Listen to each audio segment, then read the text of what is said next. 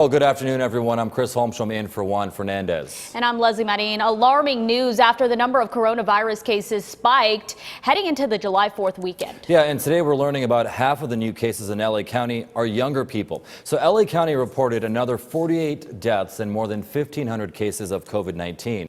Orange County reported more than 1,000 new coronavirus infections today. San Bernardino County showed 1,200 new cases. KCAL 9's Joy Benedict has the latest on the continued surge in cases. There's a significant increase in the percentage of cases amongst 18 to 40-year-old residents. The LA County Health Department reports that 50% of its new cases are among younger people, with that same age group accounting for a quarter of the county's hospitalizations. We've had a lot of people disregard the very practices that allowed us to slow the spread. And unfortunately, this cannot continue.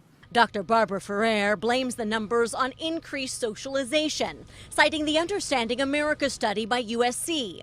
It shows 58% of residents are only leaving the house for essential activities, down a third from April. And 55% of those polled admit having close contact with someone they don't live with.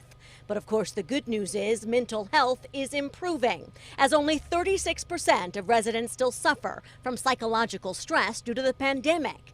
Beaches and bars were shut down again for the holiday, but it's not clear if that will make a difference in the spread. We won't know for another 14 days exactly what the impact of this holiday weekend was. We do know what the impact was of Memorial Day weekend, and that's when we started to see the increase in cases. Alcohol beverage control visited almost 6,000 restaurants and bars all over the state of California this holiday weekend, but they only cited 52 of them, something the governor says is progress. But I was very encouraged by the team that came back and said that even if people were out of compliance, the engagement got people back into compliance very quickly.